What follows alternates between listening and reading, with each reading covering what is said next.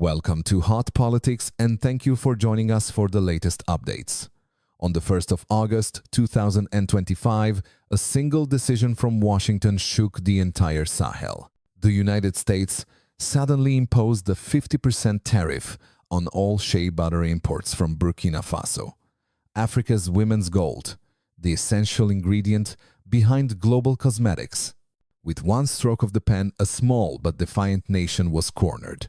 But the surprise came in Burkina Faso's response, not silence, but a pivot so bold that the world had no choice but to take notice.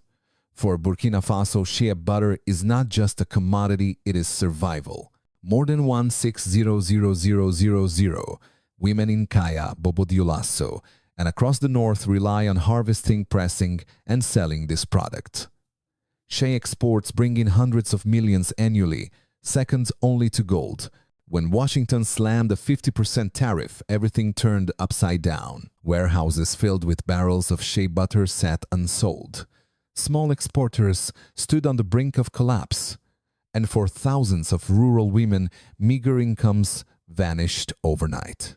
But instead of bowing, President Ibrahim Traoré chose confrontation.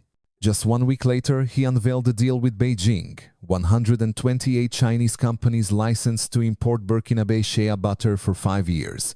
Under one condition, they must build processing plants in Ouagadougou. This was no ordinary trade deal. It was a political manifesto. Burkina Faso was telling the world, we will no longer sell raw materials for cheap. If you want our products, bring your technology to Africa, create jobs for our people. In Washington, the administration remained silent, but the cosmetics industry did not. A global supply chain was broken.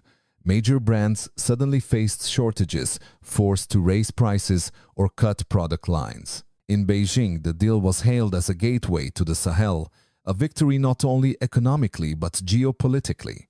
Across Africa from Ghana to Nigeria, leaders immediately studied the Burkina model, no longer exporting raw materials, but demanding refining plants on African soil.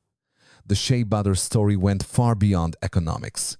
It became a symbol of sovereignty. From the legacy of Thomas Sankara, who once urged, "Wear the clothes we weave, eat the food we grow," to Traoré, today the message is unmistakable. Sovereignty is no longer a slogan, it is policy. But it raises a painful question. Is this true independence or merely trading one dependency for another from west to east? For Burkina's women, this is both an opportunity and a risk. If factories are truly built, they may find steady jobs and double their incomes. But if the deals remain on paper, they will once again be trapped in poverty. The government promises higher farm gate prices to encourage production. But experts warn over-reliance on Chinese capital could turn a short-term advantage into a long-term political burden. With one tariff, Washington thought Burkina Faso would collapse. Instead, it ignited a new path. Could the Burkina model, exporting refined goods, demanding technology spread to Ghana's cocoa, Ethiopia's coffee, Mali's gold?